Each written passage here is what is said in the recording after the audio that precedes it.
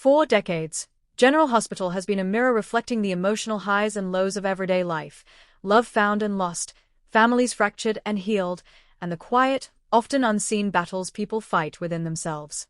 Few actors embody that emotional authenticity as deeply as Kimberly McCullough, the woman behind the iconic Robin Scorpio. But in recent years, McCullough's most powerful storyline hasn't unfolded on a soundstage or been dictated by a script. Instead, it's been written in real life, through her openness about anxiety, mental health, and the ongoing practice of self-care.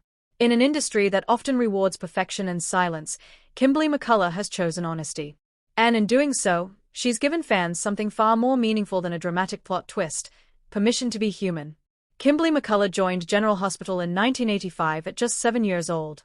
As Robin Scorpio, she wasn't merely a background character, she became a cultural touchstone. Robin's groundbreaking HIV/AIDS storyline in the 1990s educated millions and reshaped daytime television. Viewers watched her grow from a precocious child into a thoughtful, compassionate young woman, navigating love, loss, and identity. But what audiences didn't see was the pressure that came with growing up in front of millions. Child actors often live in a paradox: celebrated yet scrutinized, successful yet vulnerable. McCullough has since spoken candidly about how early fame shaped her internal world. While she loved acting, the lack of privacy, constant evaluation, and expectation to be on planted seeds of anxiety that would take years to fully surface. "I didn't always have the language for what I was feeling," she has explained in various interviews. "I just knew I was overwhelmed." One of the most powerful aspects of Kimberly McCullough's story is how it dismantles stereotypes about anxiety. She was successful. She was accomplished. She was loved by fans. She appeared confident. And yet, anxiety quietly lived beneath the surface. McCullough has described anxiety not as constant panic, but as persistent tension, a sense of bracing for impact even during calm moments.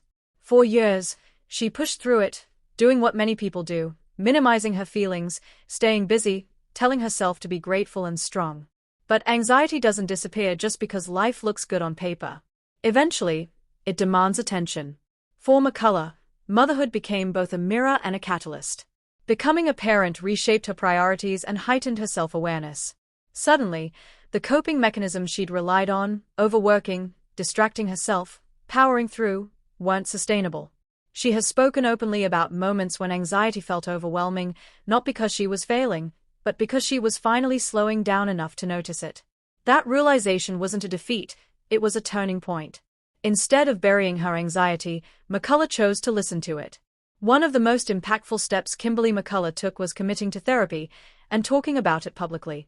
In an era when mental health conversations are more common but still tinged with stigma, her honesty carried weight. She didn't frame therapy as a last resort or a crisis response, but as maintenance for the mind, just as routine exercise is for the body. Therapy, she has said, helped her understand the roots of her anxiety, identify patterns tied to childhood and career pressure, learn tools for emotional regulation, practice self-compassion instead of self-judgment. Most importantly, it helped her stop asking, "What's wrong with me?" and start asking, "What do I need?" That shift alone can be life-changing. When celebrities talk about self-care, it's often reduced to bubble baths and spa days. McCullough's approach is far more grounded and far more relatable. She emphasizes that self-care is not indulgence, but responsibility. For her, self-care includes learning when to say no, professionally and personally, was one of her hardest lessons. As someone conditioned to please and perform, stepping back felt uncomfortable at first. But boundaries became a form of self-respect. Anxiety often manifests physically: tight shoulders, shallow breathing, fatigue. McCullough learned to notice these signals early, rather than ignoring them until burnout hit. She doesn't preach rigid routines. Instead, she practices presence where possible, whether through breathwork, short moments of stillness, or simply being fully engaged with her family.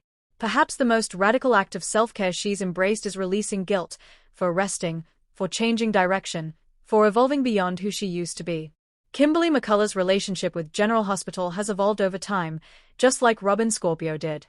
While she'll always be linked to the show, she's also carved out a fulfilling career behind the camera as a television director, working on projects across genres. Directing offered her something acting never fully could: control, perspective, and a new creative identity not rooted in childhood. That transition wasn't easy. Reinvention rarely is. But McCullough's openness about anxiety made the leap possible.